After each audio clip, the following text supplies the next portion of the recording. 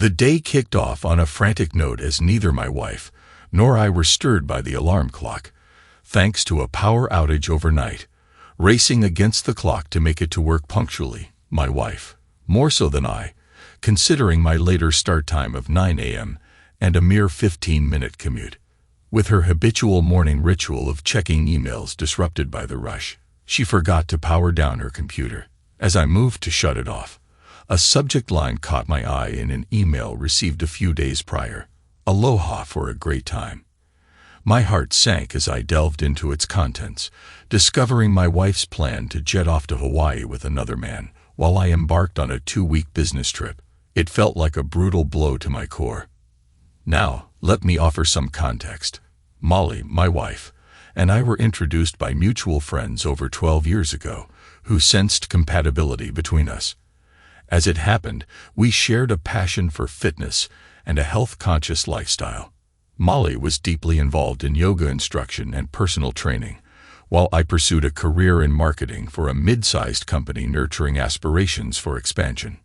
Whenever possible, I immersed myself in outdoor activities, be it hiking, mountain biking, running, or any other pursuit under the sun.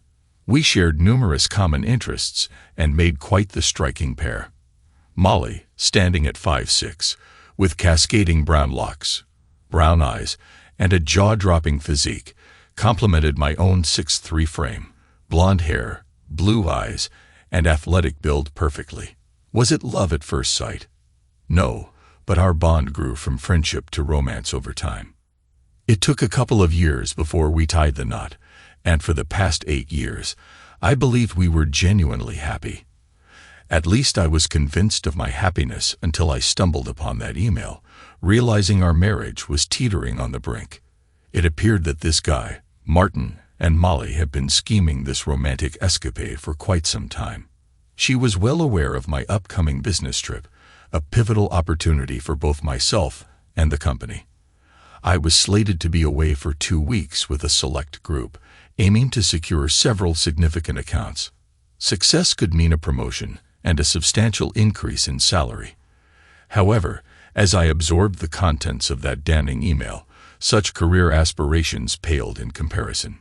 Determined to unearth the truth, I delved into Molly's inbox, searching for clues about Martin. Conveniently, she had stored all their correspondence in a folder labeled trips.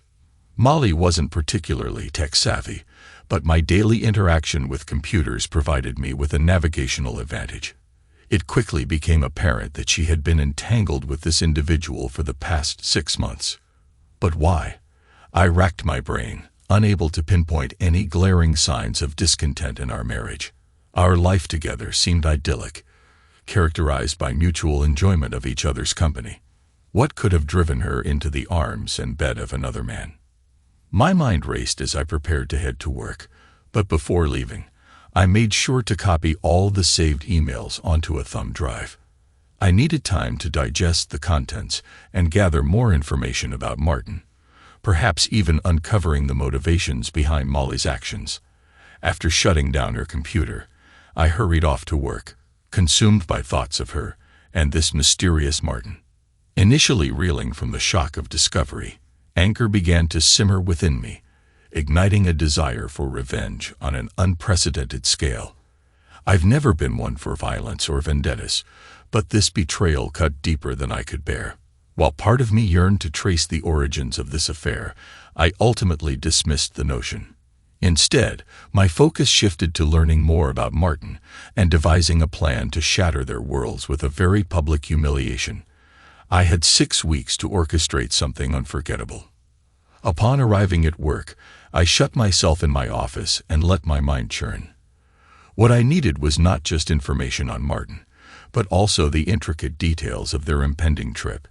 Gradually, an audacious idea began to take shape, a plan to sabotage their journey before it even began, exposing their affair in a manner that would leave Molly unable to deny it.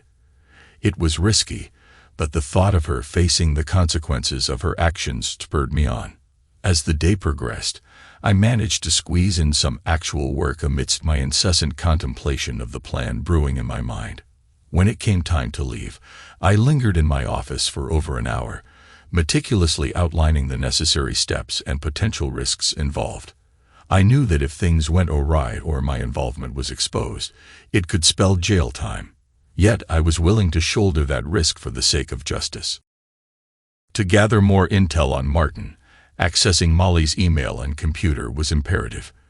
Initially, I considered downloading software to crack her passwords, but swiftly abandoned the idea. Leaving behind any digital trace was too risky. If an investigation were to ensue, I couldn't afford for my involvement to be uncovered. Thus, I resolved to acquire the information in a manner that couldn't be traced back to me. Over the next few days, I took precautionary measures. I purchased disposable cell phones from various stores located miles outside of town, paying in cash. Additionally, I invested in a small laptop for anonymous use at locations with free Wi-Fi, ensuring my activities remained unconnected to both work and home. Equally, I procured wireless video cameras and bugs to discreetly place around the house, hoping to capture any incriminating conversations between Molly and her paramour. The thought of them engaging in extramarital activities chilled me to the bone, but it was a necessary risk in gathering vital information for my plan to unfold. As time elapsed, I made a conscious effort to maintain an appearance of normalcy around my wife, ensuring she remained unaware of my suspicions regarding her affair. It was challenging, but gradually it became second nature to smile affectionately at her, all the while seething with resentment at the thought of her with another man. Perhaps I missed my true calling as an actor. During this period, I took precautions to ensure my actions couldn't be traced back to me. Using one of the disposable phones I'd acquired, I reached out to old friends. My first call was to Will, a college buddy with whom I hadn't spoken in over 14 years. "Will, it's Thomas. How've you been, man?" Initially, Will struggled to place me, but after some reminiscing about our college escapades, recognition dawned. "Hey, Thomas. Yeah, those were the days, my friend. So, what's been happening in your world?" After giving him a brief update on my life post-college, I broached the reason for my call cautiously, opting to discuss it in person. "Listen, I need some help, and I was hoping we could meet for lunch to talk about it. What do you say?" There was a moment of hesitation before Will responded. "Yeah, sure, anything for an old college buddy." We arranged to meet at a location far from my workplace, but conveniently close to his in a few days' time. My hopes rested heavily on his assistance, aware that time was slipping away and I had no other viable options. Meanwhile, I strategically positioned cameras and bugs in our bedroom and living room, anticipating those areas to be prime spots for their conversations and activities. During the first week of surveillance, there was nothing of note, leading me to speculate whether she was rendezvousing with Martin elsewhere, deeming it too risky to return home. However, the following week revealed a chilling scene, my wife and Martin indulging in each other's company for over 2 hours in her own home. It sickened me to witness, yet I persevered, hoping to glean any useful information they might unwittingly reveal. Yet their conversation yielded nothing substantial. Upon checking the cameras the next week, I discovered that they had returned once more. However, this time, it wasn't for intimate liaisons, but rather to discuss their forthcoming trip. Finally, I obtained the crucial details I sought: flight number and departure time. As I listened, the excitement in my wife's voice grated on my nerves, fueling a rage that surpassed any I had ever known. While thoughts of violence briefly crossed my mind, I swiftly dismissed them. Instead, I desired a more enduring form of punishment, a lifetime of misery for both of them. In my darkest fantasies, I envisioned confronting my soon-to-be ex-wife on her deathbed decades from now, relishing the opportunity to reveal how I had sabotaged her dream trip to Hawaii. I pictured the shock and despair in her eyes as I delivered the final blow before walking away, leaving her to contemplate the ruin I had wrought upon her life. This revenge would be my legacy, haunting them until their dying breaths. With a renewed sense of determination, I acknowledged there was still one crucial task left to complete, albeit one fraught with risk. Through my investigation, I uncovered more about Martin's character. He and my wife shared a workplace as personal trainers at the Sing Health Club, and it appeared he had a notorious habit of engaging with married women. Well, that pattern was about to meet its demise in a very unpleasant fashion. Martin resided in a nearby condo complex, not far from the health club. Taking the calculated risk, I decided to conduct some surveillance, taking a day off from work under the guise of attending to personal matters before our upcoming business trip. Equipped with a digital camera boasting a powerful zoom, I staked out his residence for several hours. The complex was unremarkable, comprising modest 2-bedroom units. It seemed his neighbors were absent during the day, and there were no surveillance cameras in sight. A fortunate circumstance, for what I had in mind needed to be executed covertly. Nerves gnawed at me as I met with Will, knowing that what I was about to ask of him constituted the greatest risk of my entire plan. Yet, if successful, it would be undeniably worth it. Spotting Will entering the restaurant, I waved him over to the table I had chosen, a secluded spot towards the back, with only a handful of patrons enjoying a late lunch. "Long time no see, bro," Will greeted me as he approached. "So what's the occasion for this meeting?" Time had evidently taken its toll on Will, his appearance resembling that of an extra from The Walking Dead. I wasted no time, eager to broach the subject at hand. If Will couldn't provide the assistance I needed, I would have to seek alternative avenues for obtaining what was required. We delved into reminiscences of our college days, particularly the legendary parties we used to host. Once a notorious party animal, the toll of those wild nights had clearly caught up with him, aging him well beyond his years. Sensing the urgency of our conversation, I cut to the chase and addressed him directly. "Will, the reason I asked you here was to inquire if you or someone in your network could assist me in acquiring some party favors for a private event I'll be hosting." I handed him a list. "Can you help me out? I'm more than willing to compensate you for your time." As Will scanned the list, his initial shock transformed into a grin. "Sure thing, man. Sounds like it's going to be one hell of a bash. Any chance I could snag an invite for an old college buddy?" Relieved by his willingness to assist, I nodded. "Absolutely. Just procure what I've asked for, and I'll provide you with the details of the party." "Cool, but I'll need some upfront cash to secure these items," Will noted, eyeing the envelope I had prepared. I passed him the envelope containing several $1,000s. "Will this suffice?" "Whoa, you're planning quite the shindig, aren't you?" "This'll cover it, and then some," he replied, impressed. "When do you need this stuff?" I instructed him to meet me the following week with the goods, emphasizing the importance of promptness and communication. After exchanging contact details, including the number for my new cell phone, we departed the restaurant, our business concluded. With just 2 weeks left before my trip, timing was of the essence as my wife and her lover planned to depart the day after my departure. I had successfully met with Will, who provided everything I had requested. Now the critical task at hand was strategically placing these items to ensure they remained undiscovered until the opportune moment. 3 days prior to my trip, I returned home early, finding my wife's suitcase meticulously packed for her illicit getaway. With careful precision, I inserted a few surprises into her belongings, concealed in a way that would evade detection even upon unpacking and repacking. She wasn't my intended discoverer of these items, after all. The next step involved a considerably riskier venture, breaking into Martin's residence. While his work schedule was known to me, my lack of experience in such matters posed a challenge. Nevertheless, I equipped myself with a lockpick set and a guidebook procured from the depths of the internet. Practice sessions on various locks at home and work had honed my skills, instilling a degree of confidence in the success of this aspect of the plan. It was early afternoon when I informed my boss of my need for an extended lunch break. Soon enough, I found myself standing outside Martin's condo, equipped with my lockpick set. To my own surprise, I managed to breach the lock in just over a minute and swiftly gained entry. Efficiency was paramount.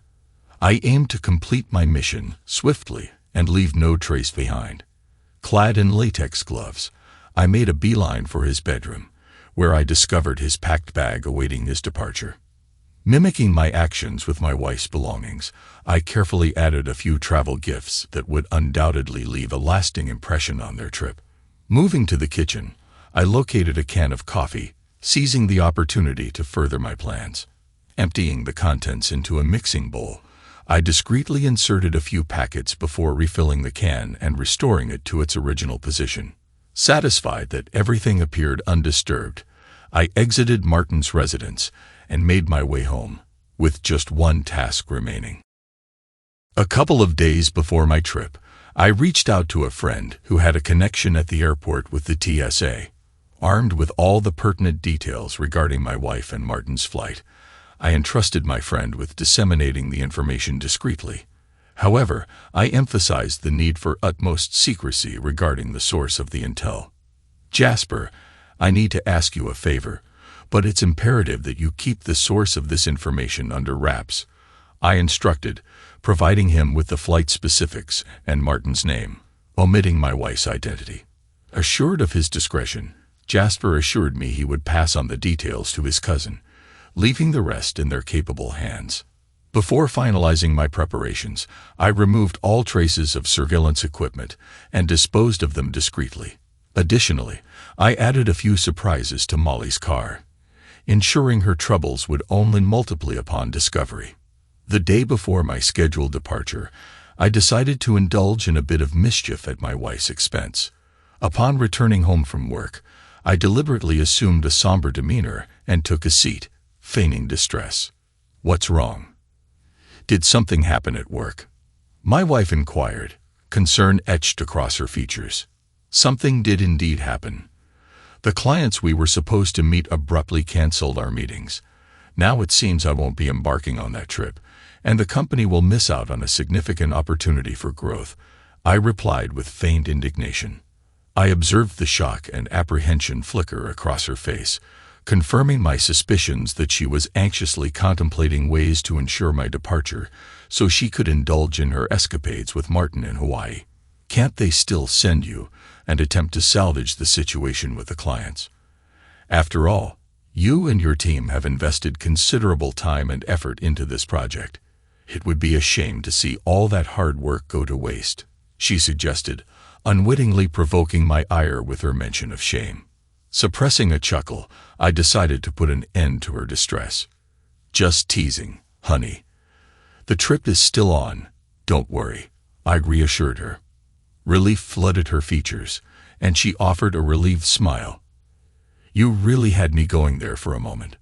So, are you all packed?" "Yeah, just a few final items to add to my carry-on, and I'll be ready to go. Will you miss me terribly while I'm away? Any plans for a girls' night out or something?" I quipped, struggling to contain my simmering anger. "No, nothing planned. I'll just be here eagerly awaiting the return of my loving husband," she replied, her words nearly causing me to burst into laughter, if not for the seething rage brewing beneath the surface. The following day, my wife drove me to the airport for my departure. Before parting ways, I pulled her close for a long, impassioned kiss, knowing it would be the last one we'd share. With a sense of finality, I bid her farewell and joined the rest of my colleagues as we boarded the flight. The journey was uneventful, and upon arriving at our destination and checking into the hotel, I placed a call to the house, utilizing the hotel room phone. Receiving no answer, I left a carefully crafted message, feigning distress. "Honey, I've made a foolish mistake. I left my phone in the cab, and I won't be able to reach you until it's returned or replaced. If you need to contact me, please leave a message at the front desk, and I'll be sure to return your call later this evening." Of course, I hadn't actually forgotten my phone. It was a deliberate ploy to avoid her calls. The following day, I ensured my phone remained switched off during my meetings with clients, preventing any interruptions. Upon returning to the hotel room, I checked for messages but found none, leading me to speculate that perhaps her calls had been intercepted by airport security. As the meetings progressed, exceeding even our initial successes, we concluded early and returned to the hotel. Upon accessing the messages on the hotel room phone, I noted one from my wife, another from her father, and a surprising third from a DEA agent, a development that brought a satisfied smirk to my face. Turning to my cell phone, I discovered several messages awaiting my attention.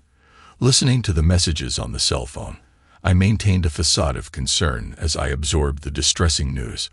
My wife's tearful plea for help echoed through the receiver, pulling at my heartstrings despite my inner satisfaction. Following her message, my soon-to-be ex-father-in-law's voice crackled through the line, conveying urgency as he relayed my wife's arrest and desperate need for my presence. Lastly, the DEA agent's stern tone cut through the air, detailing the gravity of the situation surrounding my wife's drug-related charges. Despite my inward elation, I concealed my true emotions behind a mask of seriousness, aware of the need to maintain appearances among my colleagues. The plan had unfolded seamlessly thus far, but I understood the importance of feigning shock and concern to avoid any suspicion falling on me. The following morning, I reached out to my boss, vaguely alluding to a pressing family matter without divulging specifics. Graciously, he granted me leave to attend to the emergency, emphasizing the importance of my swift return to finalize our deals with the clients. Without delay, I boarded the earliest flight back home, eager to execute the next phase of my scheme. Upon touchdown, I retrieved my lost cell phone and dialed my father-in-law's number, ready to play my part in the unfolding drama. What in the world is happening? I received your message, but I can't wrap my head around it. Molly arrested on drug charges. That's absurd. She's never been involved with drugs. Where did this happen? I interjected, though I already knew the answer. No, she was traveling with a friend to Hawaii, and they were stopped at security. Illegal drugs were found in her possession and her friends, her father responded, his voice laden with embarrassment. Wait a minute, hold on. She told me she'd be at home, that she had no plans. Who is this friend she was supposed to be going to Hawaii with? I bet one of her girlfriends talked her into it. Leading to this mess, I speculated, my frustration mounting. Her father hesitated before replying. No, it wasn't with one of her girlfriends. The important thing, Thomas, is that she's in trouble and needs our help. She loves you, and I know you love her. So I cut him off abruptly, unable to contain my amusement. What aren't you telling me, Dad? Who was she traveling with? I demanded, relishing the moment. There was a pause before he cleared his throat uneasily. She was traveling with a man, Martin someone. He's also been arrested, but... So let me get this straight. I interrupted once more, my tone incredulous. My wife, your daughter, was jetting off to Hawaii with another man while I was working hard to provide for us, and she ends up getting arrested for drug possession. Is that what you're telling me? Yes. Unfortunately, that's what I'm telling you, he confirmed reluctantly. After a prolonged silence, I finally spoke, my tone firm and resolute. Okay, I need to speak with her lawyer first, then this DEA agent, and finally with her directly. Once that's done, we'll reassess the situation. But she had better have a damn good explanation for why she was planning to fly to Hawaii with another man and why drugs were involved. Without waiting for a response, I ended the call abruptly. Upon arriving home, I discovered a barrage of messages awaiting my attention. Listening to each one in turn, I noted the expected message about my misplaced cell phone, followed by a series from Molly pleading for contact while I was away on my business trip.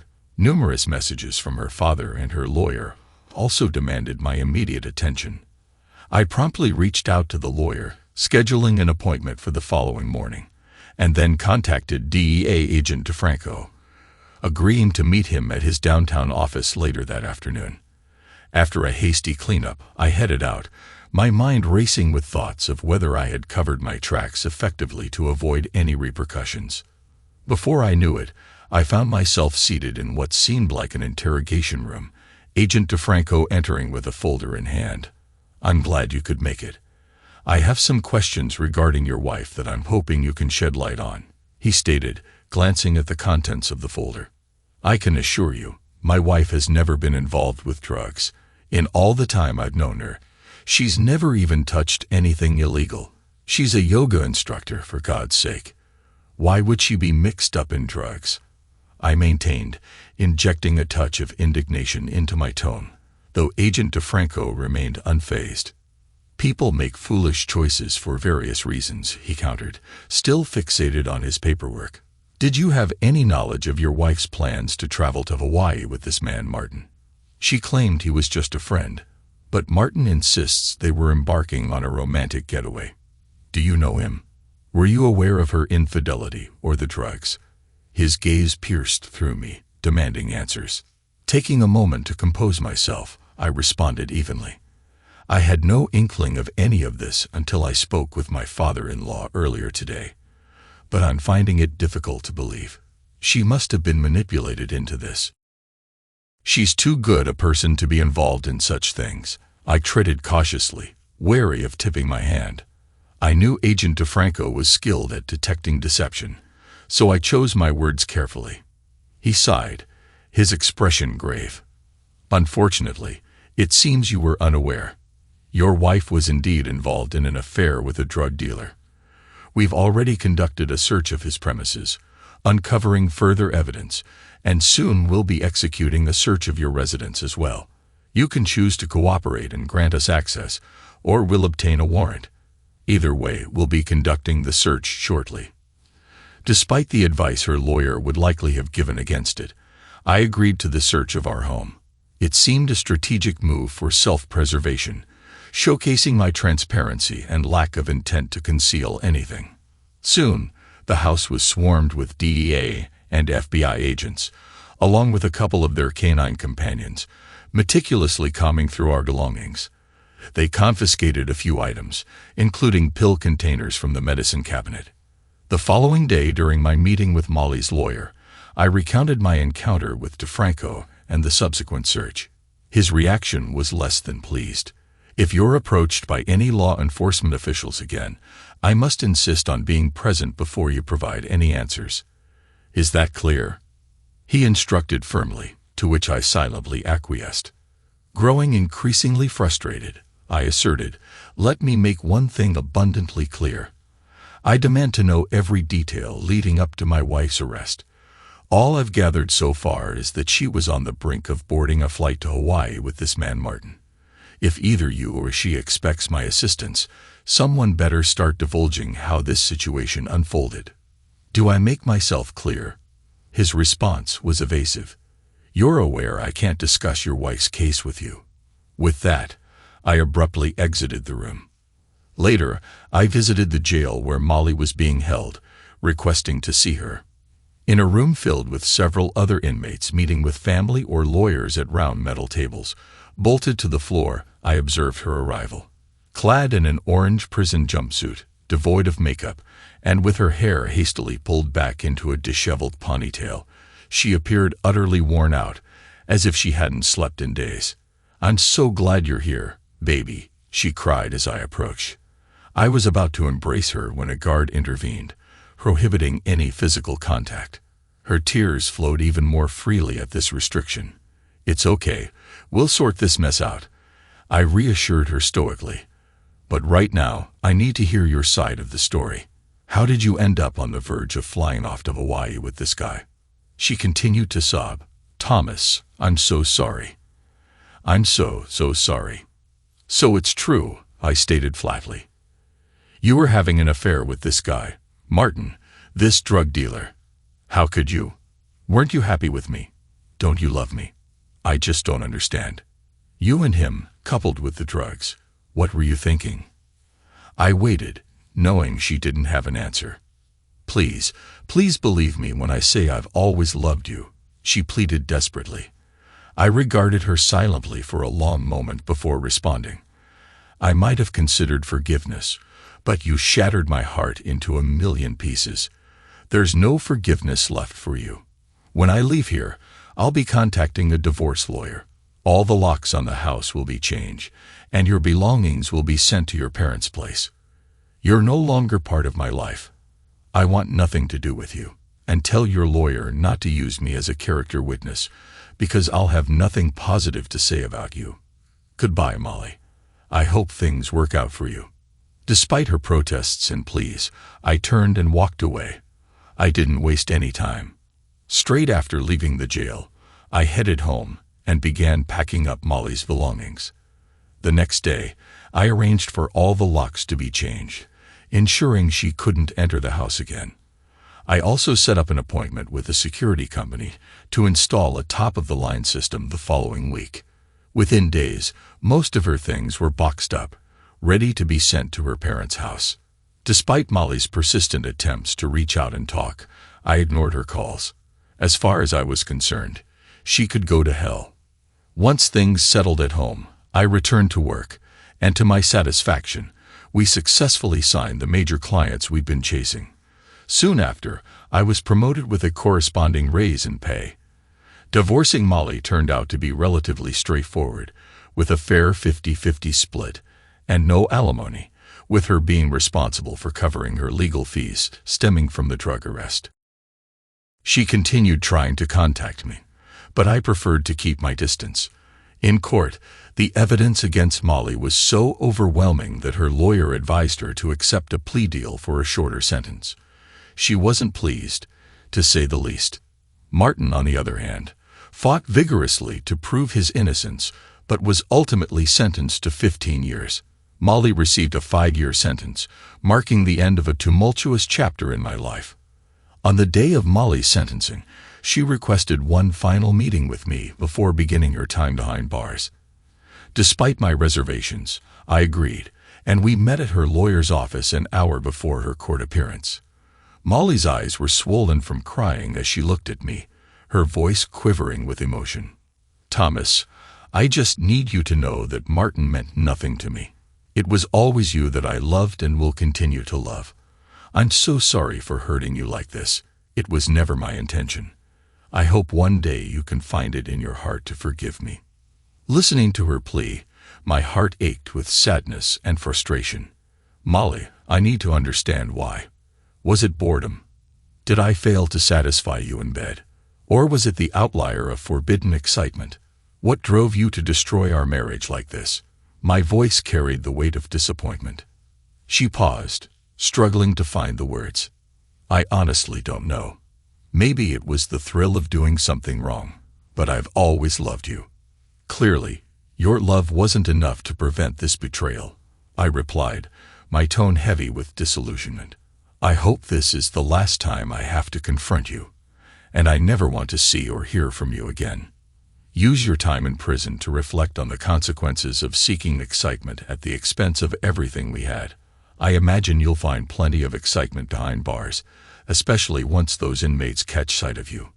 My words were laced with a bitter edge, and Molly's tears took on a new quality tinged with fear.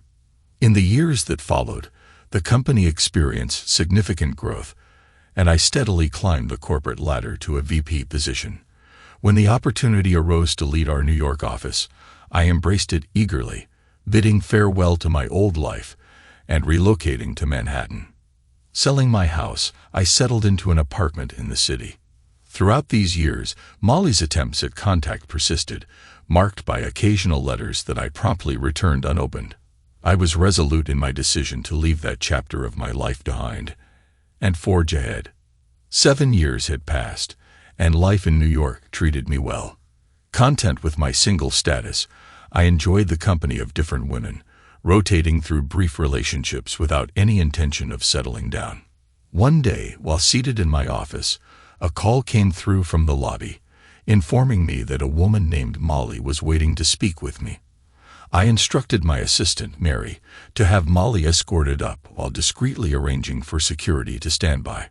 Handing Mary a note, I requested her to call me shortly after Molly's arrival.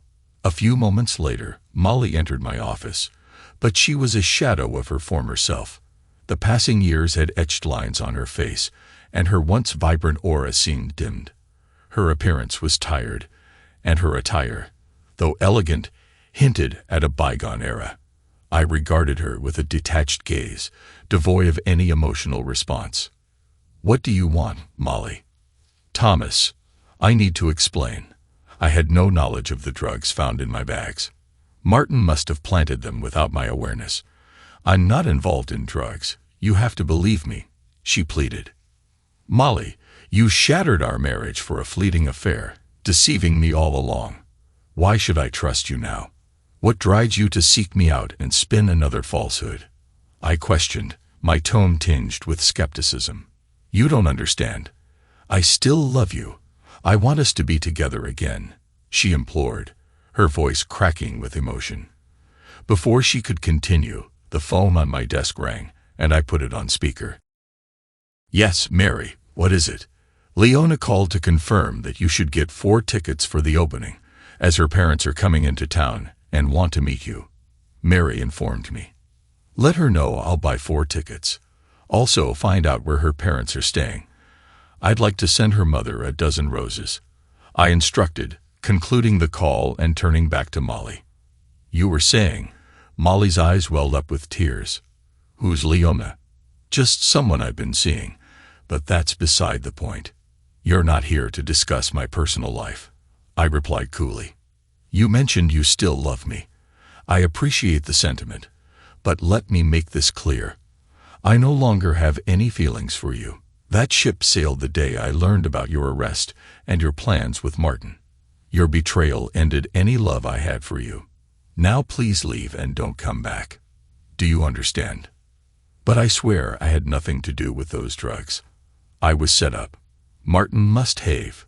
I interrupted her by slamming my hand on the desk. Molly, stop lying. You cheated on me, and you are still lying to my face. I don't believe you, and I don't want to hear any more excuses. It's time for you to go, and I've instructed security to ensure you don't come back. Do you understand? I demanded sternly. She nodded silently, tears streaming down her face. I escorted her to the door where the security guards were waiting to escort her out of the building. Once she was gone, Mary entered the room. What was that all about? Just bidding farewell and wishing her a good time, I replied with a wry smile. Thanks to everyone who took the time to listen to today's stories. If you enjoyed it, please consider liking and subscribing if you haven't already. Feel free to share your thoughts on the events in the comments below. Take care.